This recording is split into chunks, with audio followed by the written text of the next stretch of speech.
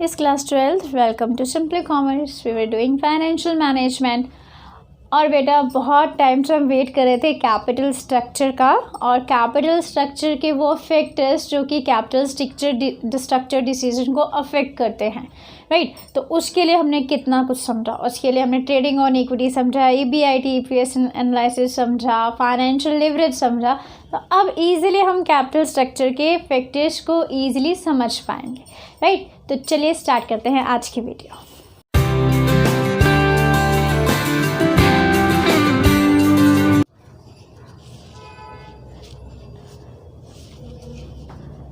Yes class 12 start करते हैं most awaiting topic, right, capital structure.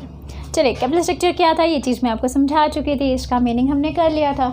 Capital structure का meaning होता है कि हम अपने long term sources of finance, long term क्यों कहा मैंने, क्योंकि हम ऐसे सोर्सेज को यहाँ इंक्लूड कर रहे हैं फाइनेंस के जो कि एक लंबे टाइम तक हम उसको यूज़ कर पाएँ।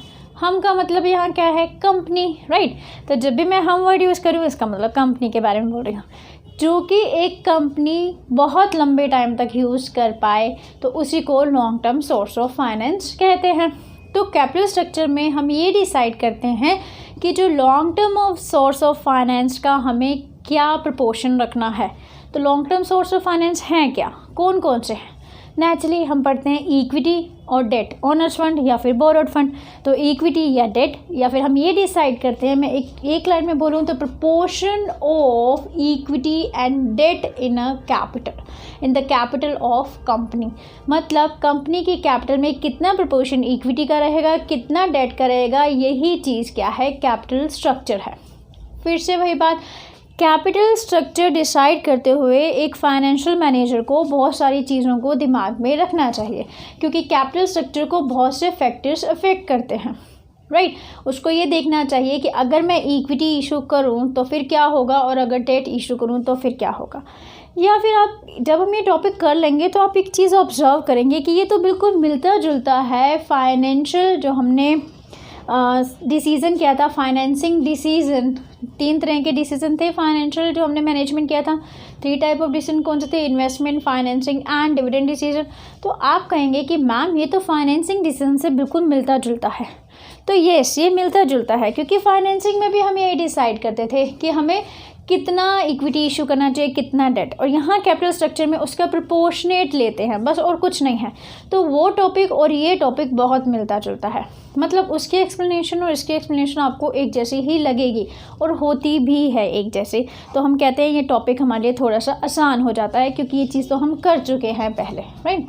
चलिए अब इस टॉपिक को स्टार्ट करते हैं और फिर फटाफट ख़त्म भी करते हैं। We know the meaning of capital structure, then come to factors affecting capital structure decision. First is risk. We know that there are 2 type of risk. First is operating risk and second is financing risk. ये मैंने आपको करवाया हुआ है financing decision वाले video में। तो मैंने करवाया था आपको कि there are 2 type of risk, operating risk and financing risk. तो मैंने आपको ये बोला था कि ऑपरेटिंग रिस्क क्या होता है बेटा। ऑपरेटिंग रिस्क का मतलब वो रिस्क जो कि आप अपने फिक्स्ड एक्सपेंसेस को पेमेंट न कर पाने की वजह से उठा रहे हैं, तो उस रिस्क को कहते हैं ऑपरेटिंग रिस्क। थोड़ा सा टफ इजी बना देते हैं। ऑपरेटिंग रिस्क क्या होता है बेटा, जब भी देखिए आप अपने प्रॉफिट एंड लॉस अकाउंट बनाते हैं, चलो हम एक अकाउंट्स में चले जाते हैं, प्रॉफिट एंड लॉस अकाउंट बनाते हैं, ट्रेडिंग अकाउंट बनाते थे पहले आप, तो उसमें वो सारे एक्सपेंसेस लिखते थे जो कि आप इस साल पेमेंट कर रहे हैं। उसमें से कुछ एक्सपेंसेस बेटा ऐसे होते थे जो कि फिक्स्ड हैं, मतलब वो एक्सपेंसेस तो आपको पे करने ही पड़ेंगे चाहे प्रॉफिट हो या लॉस हो। जैसे मैंने आपको एग्जांपल दिया था, सपोज़ आपकी जो ऑफिस है वो एक बिल्डिंग में चल रहा है, या फिर आपके जो काम प्रोडक्शन वर्क है वो एक फैक्ट्री में चल रहा है, और वो फैक्ट्री आपने रेंट पे ले रखी है, जो बिल्डिंग जो है फैक्ट्री की वो रेंट पे ले रखी है। अब आप उसमें उस फैक्ट्री का जो रेंट है वो 10,000 रुपीज़ है सपोज़। तो अब आप चाहे उसमें एक प्रोडक्ट बनाएं तो भी आपको रेंट 10,000 देना है, चाहे उसमें 10 बनाएं, चाहे 10,000 प्रोडक्ट बनाएं तो भी आपको रेंट 10,000 देना पड़ेगा। ये आपका क्या है, फिक्स्ड ऑब्लिगेशन है। कैसा ऑब्लिगेशन है, ये आपका फिक्स्ड ऑब्लिगेशन है जो कि आपको पेमेंट करना ही पड़ेगा। आप ये नहीं कह सकते कि इस बार मैंने प्रोडक्शन नहीं किया तो मैं 10,000 रेंट नहीं दूंगा। नो, आपको देना पड़ेगा ये चीज़। और जबकि दूसरे हमारे ऑब्लिगेशन कैसे होते हैं, वेरिएबल होते हैं, इकोनॉमिक्स में पढ़ चुके हैं हम, जो कि प्रोडक्ट आउटपुट के साथ बढ़ते हैं। मतलब रॉ मटेरियल आपको सिर्फ उतना ही खरीदना है जितना आप प्रोडक्शन कर रहे हैं, राइट, या इलेक्ट्रिसिटी उतना ही यूज़ हो रहा है जितना कि आप प्रोडक्शन कर रहे हैं। लेकिन सबसे मुश्किल होता है ये फिक्स्ड चार्जेस को पेमेंट करना, राइट। ये हमारे रोज़ के खर्चे हैं, ये हमारे वो एक्सपेंसेस हैं जो कि फिक्स्ड हैं और हमें पेमेंट करना है अपने काम को चलाने के लिए या प्रॉफिट अर्न करने के लिए। इसीलिए हम इसको कहते हैं फिक्स्ड ऑपरेटिंग एक्सपेंसेस। काम को चलाने के लिए जो मुझे खर्चे करने पड़ रहे हैं और वो मुझे देना ही पड़ेगा हर हालात में, चाहे वो मुझे फ़ायदा हो रहा हो या मुझे नुकसान हो रहा हो। तो एक तो ये बड़ा हमारे लिए रिस्की काम हो गया, राइट, करना ही पड़ेगा पेमेंट। दूसरा बेटा कौन से होते हैं, दूसरे हमारे होते हैं फाइनेंशियल चार्जेस या फाइनेंशियल रिस्क। ये हम करके आए हैं बेटा अच्छी तरह से। फाइनेंशियल रिस्क क्या होता है, जो कि हम फिक्स्ड फाइनेंशियल कॉस्ट अपनी कैपिटल में इंक्लूड करते हैं। फिक्स्ड फाइनेंशियल कॉस्ट का मतलब डेट हो गया। जब हम डेट अपने फाइनेंस में या फिर अपने कैपिटल में इंक्लूड करते हैं तो हमें फाइनेंशियल रिस्क को कवर करना पड़ता है। मतलब क्योंकि डेट क्या है, डेट एक ऐसा फाइनेंशियल सोर्स है जिस पर आपको इंटरेस्ट देना ही पड़ेगा, चाहे आप प्रॉफिट अर्न कर रहे हैं या फिर लॉस अर्न कर रहे हैं। तो दूसरे टाइप का रिस्क क्या हो गया, ये तो हमारा ऑपरेटिंग रिस्क था, जो कि हम रोज़ काम कर रहे हैं प्रॉफिट अर्न करने के लिए। उस टाइम हमें फिक्स्ड खर्चे जो हमें सहन करने पड़ रहे हैं या टॉलरेट करने पड़ रहे हैं या बेयर करने पड़ रहे हैं। दूसरा होता है हमारा फाइनेंस से रिलेटेड। मैंने फाइनेंस, हमारी कंपनी है, उसने फाइनेंस के लिए चूज़ किया कि कुछ हम इक्विटी शेयर इशू करते हैं और कुछ हम क्या करते हैं, डिबेंचर्स इशू करते हैं। डिबेंचर इशू करते हैं। तो ध्यान रखिए, इक्विटी पे आप डिविडेंड दें या ना दें कोई फ़र्क नहीं पड़ता, प्रॉफिट नहीं है तो मत दीजिए। लेकिन डिबेंचर पे आपको इंटरेस्ट देना ही पड़ेगा। तो ये आपकी फिक्स्ड हो गई फाइनेंशियल कॉस्ट। ये आपने फाइनेंस अरेंज किया डिबेंचर से, तो ये आपकी जो फाइनेंशियल कॉस्ट है, तो यही तो कॉस्ट है, इंटरेस्ट आपको देना पड़ रहा है क्योंकि आप उससे पैसे ले रहे हैं डिबेंचर इशू करके, तो आपको उनको इंटरेस्ट देना पड़ रहा है। तो ये आपकी होगी फिक्स्ड फाइनेंशियल कॉस्ट, क्योंकि ये आप फाइनेंस अरेंज करने के लिए बेयर कर रहे हैं और ये आपको देनी ज़रूरी है, चाहे आप प्रॉफिट अर्न करें या नहीं करें। और अगर आप इसको कवर नहीं कर पा रहे, इसका मतलब आप फाइनेंशियल रिस्क पे हैं। तो यहाँ पर मैं कह सकती हूँ कि यहाँ पर अगर मैं पेमेंट नहीं कर पा रही तो ये मेरा फाइनेंशियल रिस्क।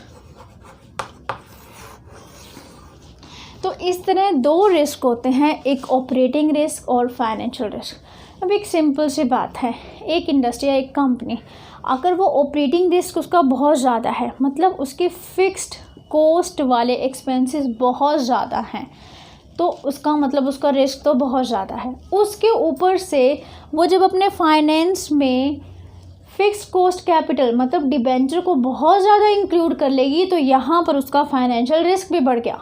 मतलब ऑपरेटिंग रिस्क तो था ही, फाइनेंशियल रिस्क भी बढ़ा लिया। ये तो कंपनी के लिए बहुत रिस्की कंडीशन हो गई।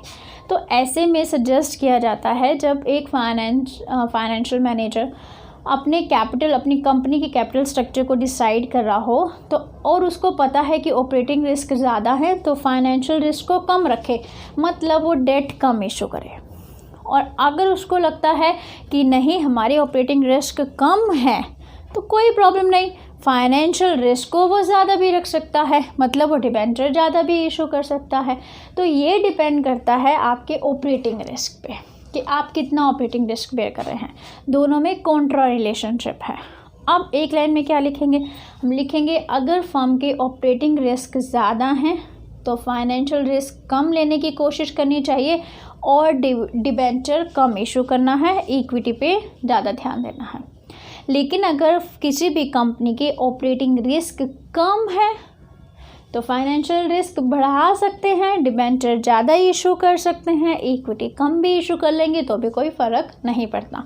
लेकिन ऐसा नहीं होना चाहिए कि दोनों रिस्क ज़्यादा हों, फाइनेंशियल भी और ऑपरेटिंग में। ऐसे में कंपनी एक रिस्की कंपनी बन जाएगी, एक रिस्क बहुत ज़्यादा लेने वाली कंपनी बन जाएगी। दोनों में क्या होना चाहिए, बैलेंस होना चाहिए। आई होप ये चीज़ आपको समझ में आ गई है। Come to next point. Next is cost of debt. Cost of debt का मतलब ये होता है कि आप जितना भी डेट ले रहे हैं, डिबेंचर्स हैं, आप उस पर कितना इंटरेस्ट पे कर रहे हैं। अगर सपोज़ आप जितना भी डेट है उस पर इंटरेस्ट बहुत कम चल रहा है आजकल, तो आप कहेंगे कि यस, कि ऐसा करते हैं डेट को ही ले लेते हैं, डेट ही ज़्यादा ले लेते हैं। मतलब इक्विटी लेना है या डेट लेना है, तो अब आपको बहुत कम इंटरेस्ट देना पड़ रहा है। आजकल मार्केट में बहुत कम इंटरेस्ट चल रहा है डेट पे, तो फिर आप क्या कहेंगे, चलो डेट ज़्यादा ले लेते हैं और इक्विटी कम कर लेते हैं थोड़ा सा, क्योंकि ये हमें फ़ायदा देगा, हमें कम इंटरेस्ट देना पड़ रहा है। तो फिर सेकंड फाइनेंशियल मैनेजर क्या सोचता है, सेकंड चीज़ वो ये सोचता है कि आजकल मार्केट में कितना इंटरेस्ट रेट चल रहा है, मतलब डेट पे कितना इंटरेस्ट देना पड़ रहा है। अब एक सिंपल सी लाइन, अगर इंटरेस्ट रेट कम है डेट पे तो फिर डेट ज़्यादा इशू किया जाएगा, और अगर इंटरेस्ट रेट बहुत ज़्यादा है डेट पे तो डेट कम इशू किया जाएगा और इक्विटी को ज़्यादा प्रेफरेंस दी जाएगी, राइट। तो ये किस पे डिपेंड करता है, डेट के इंटरेस्ट पे। मैंने कॉस्ट क्यों लिखा है, क्योंकि अभी तक मैं आपको समझा चुकी हूँ कि डेट पे जो इंटरेस्ट दिया जाता है उसी को ही उसकी कॉस्ट कहा जाता है। इक्विटी को जो डिविडेंड दिया जाता है तो डिविडेंड को इक्विटी की कॉस्ट कहा जाता है, मतलब उसको रिटर्न में जो दे रहे हैं वही कॉस्ट होता है। तो हम डिसाइड करते हैं कि एक्चुअली इंटरेस्ट कितना चल रहा है डेट पे। क्लियर, छोटा सा point. And third, tax rate. Tax rate मैंने आपको समझाया था लास्ट वीडियो में। टैक्स रेट हमारे को हेल्प करती है, किस में हेल्प हमें करती है, टैक्स रेट या टैक्स डिडक्शन का फ़ायदा हमें कहाँ पर मिलता है, डेट इशू करने में। मतलब डेट इशू करने पर आप टैक्स का फ़ायदा ले जाते हैं, इसीलिए हम कहते हैं कि डेट क्या है, टैक्स डिडक्टेबल सोर्स है और हमें फ़ायदा देता है, और इसी वजह से इसको चीपेस्ट सोर्स ऑफ फाइनेंस भी कहा जाता है।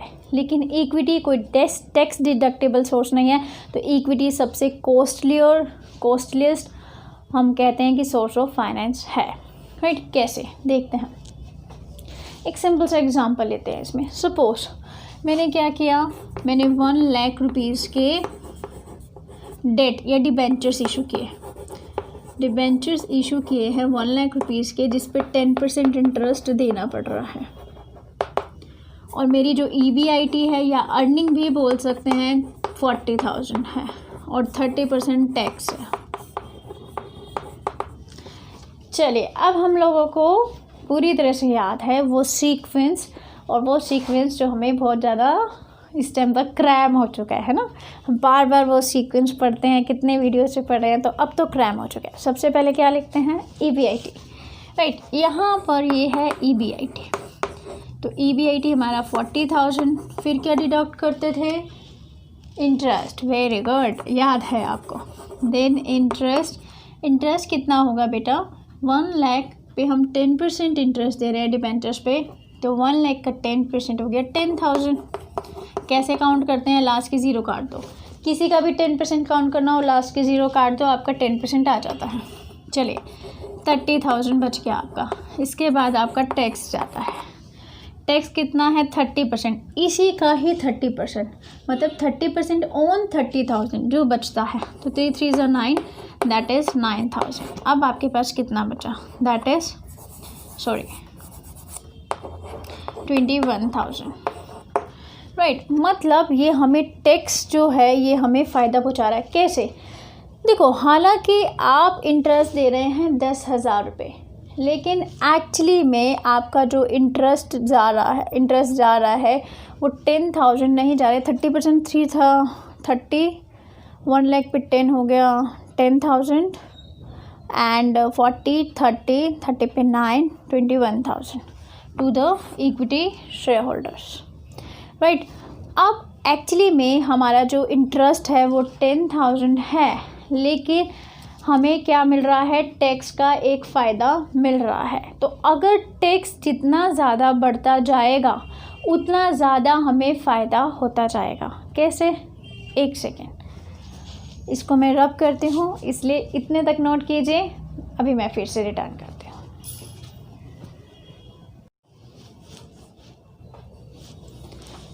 Yes, now we have enough space to compare, right. अब हम कर सकते हैं कंपेयर। अब देखिए बेटा कैसे फ़ायदा हुआ।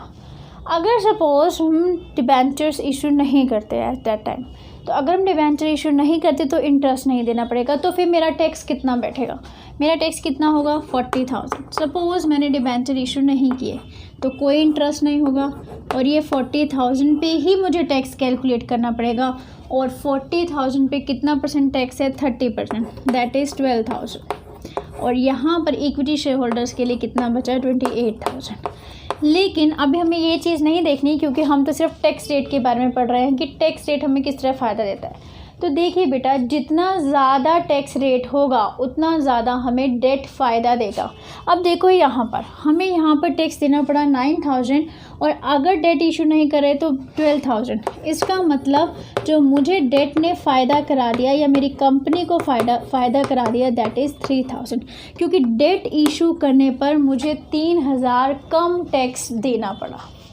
तो हम ये कह सकते हैं कि जितना आप डेट इशू करते जाएंगे उतना ही आप टैक्स रेट में, आपको टैक्स डिडक्टेबल सोर्स है तो उतना ही आपको फ़ायदा होता जाएगा। लेकिन अगर टैक्स रेट और भी ज़्यादा है तो ये और भी आपको फ़ायदा देगा। तो इसीलिए हम टैक्स रेट को देखते हैं। अगर टैक्स रेट ज़्यादा है तो ज़्यादा डेट इशू कीजिए और ज़्यादा फ़ायदा होगा, और अगर टैक्स रेट कम है तो फिर आपको ज़्यादा फ़ायदा नहीं होने वाला डेट इशू करने में।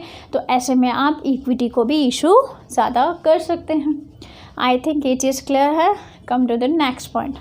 Next point is return on investment. ये आपको बहुत अच्छी तरह से याद हो गया होगा, ये हमने लास्ट वीडियो में किया था जब हमने कंडीशन पढ़ी थी, और हमने कहा था कि ट्रेडिंग ऑन इक्विटी या फिर डेट, एक कंपनी को डेट तभी इशू करना चाहिए जब उसकी return on investment is more than the interest on debt. जब उसके इंटरेस्ट से ज़्यादा उसकी रिटर्न ऑन इन्वेस्टमेंट हो, तभी उसको डेट इशू करना चाहिए। अब फाइनेंशियल मैनेजर क्या सोचता है, क्या मैं डेट इशू करूं या इक्विटी? अगर रिटर्न ऑन इन्वेस्टमेंट है ज़्यादा इंटरेस्ट ऑन डेट से, तो फिर वो डेट को ज़्यादा इशू करेगा। नहीं है तो ऐसे में वो डेट पे नहीं जाएगा, वो किस पे जाएगा? इक्विटी पे जाएगा। तो इसीलिए रिटर्न ऑन इन्वेस्टमेंट, जिसको हम EBIT भी बोलते हैं या फिर जिसको हम प्रॉफिट भी बोलते हैं सिंपल टर्म में, कि हमारी प्रॉफिट क्या हमारे दिए गए इंटरेस्ट से ज़्यादा है तो डेट इशू कर दो, नहीं तो आप इक्विटी इशू कर दें। और अगर ये वाला पॉइंट बेटा अच्छे से समझना है तो आप लास्ट वीडियो में समझिए, बहुत ही अच्छी तरह से हमने इसको समझा था। और फिर ऐसे में अगर मैं दोबारा समझाने बैठूंगी तो फिर से रेपिटेशन हो जाएगा, फिर उन स्टूडेंट्स का टाइम वेस्ट हो जाएगा जो पहले वीडियो को कर चुके हैं, इससे पहले वीडियो को, राइट। चलिए हम नेक्स्ट पे चलते हैं। Next is cash flow position. और ये चीज़ तो हमने बेटा डिविडेंड डिसीजन में भी किया था। हम हमेशा कैश फ्लो पोजीशन क्यों करते हैं? क्योंकि कैश बहुत इंपॉर्टेंट है। एक सिंपल सी बात सुनिए, अगर सपोज कंपनी के पास इनफ प्रॉफिट है, बहुत प्रॉफिट हुआ, लेकिन कैश नहीं है इंटरेस्ट देने के लिए, ठीक है, तो ऐसे में वो इंटरेस्ट पेमेंट कैसे करेगी? और ये बात तो ज़रूरी है कि इंटरेस्ट तो पेमेंट करना ही पड़ेगा। ये चीज़ तो मैंने आपको समझा रखी है, डिविडेंड पेमेंट करें ना करें, इंटरेस्ट पेमेंट करना ही पड़ेगा। और अगर एक फाइनेंशियल मैनेजर को लगता है कि हमारी कैश फ्लो पोजीशन सही नहीं रहती है या हमारे पास इनफ कैश नहीं होता इंटरेस्ट पेमेंट करने के लिए, तो ऐसे टाइम पर वो जो मैनेजर है उसको डिसाइड करना चाहिए, उसको डिसीजन लेना चाहिए कि वो इक्विटी इशू करे, क्योंकि कैश नहीं है, डिविडेंड नहीं दिया, कुछ नहीं होता। लेकिन अगर उसको लगता है कि उसकी कंपनी ऐसी कंपनी है जो बहुत अच्छे कैश फ्लो को अर्न करती है, बहुत अच्छा कैश रहता है जिसमें इंटरेस्ट दिया जा सकता है आराम से, तो ऐसे में वो डेट की ज़्यादा हेल्प ले सकता है। मतलब ऐसे में वो डेट ज़्यादा इशू कर सकता है और इक्विटी को कम भी लेगा तो भी चलेगा, राइट। तो यहाँ पर आज हम इतना ही पॉइंट्स करेंगे क्योंकि यही पॉइंट्स बहुत ज़्यादा हो गए हैं। फटाफट रिकैप करते हैं। कैपिटल स्ट्रक्चर का मीनिंग किया, उसके बाद हमने फैक्टर्स अफेक्टिंग पढ़े। रिस्क दो तरह के, ऑपरेटिंग एंड फाइनेंशियल रिस्क। एक लाइन में ऑपरेटिंग रिस्क ज़्यादा है तो फाइनेंशियल रिस्क ज़्यादा नहीं लेने चाहिए, मतलब डेट ज़्यादा इशू नहीं करने चाहिए, and vice versa. Second is cost of debt. Cost of debt means जो आप इंटरेस्ट पेमेंट करें डेट पे ज़्यादा है तो डेट ज़्यादा इशू नहीं करेंगे, and vice versa. Second is third is tax rate. Tax हमारे डेट अगर हम डेट को इशू करते हैं तो टैक्स हमें उतना ही ज़्यादा फ़ायदा पहुंचाते हैं। टैक्स रेट ज़्यादा है तो डेट को इशू कीजिए और फ़ायदे में रहिए। तो ये भी डिपेंड करता है टैक्स रेट पे भी कि टैक्स कितना रेट चल रहा है। देन रिटर्न ऑन इन्वेस्टमेंट जब आपकी डेट के इंटरेस्ट से ज़्यादा हो तभी आपको डेट इशू करना चाहिए, अदरवाइज़ इक्विटी पे ही रहिए। Then next is cash flow position. किसी भी इंटरेस्ट को देने के लिए कैश का अच्छा फ्लो मतलब कैश होना ज़रूरी है। कैश नहीं तो इंटरेस्ट पेमेंट नहीं कर पाएंगे। कंपनी वाइंड अप की सिचुएशन में भी पहुंच सकती है ऐसे में, तो इसीलिए रिस्की रहता है। तो ऐसे में अगर कैश फ्लो अच्छा है तो डिबेंचर इशू कीजिए, डेट इशू कीजिए, और अगर कैश फ्लो कंपनी का अच्छा नहीं है तो आप क्या किए, इक्विटी पे रहिए। चलिए आज के लिए इतना ही फैक्टर्स अफेक्टिंग कैपिटल स्ट्रक्चर, इसी को आगे कंटिन्यू करेंगे क्योंकि इसके बहुत सारे पॉइंट्स हैं, राइट। चलिए अगर चीज़ें समझ में आई हैं तो फिर से लाइक करना है, सब्सक्राइब करना है, शेयर भी करना है, और लास्ट में थैंक्स फॉर वॉचिंग।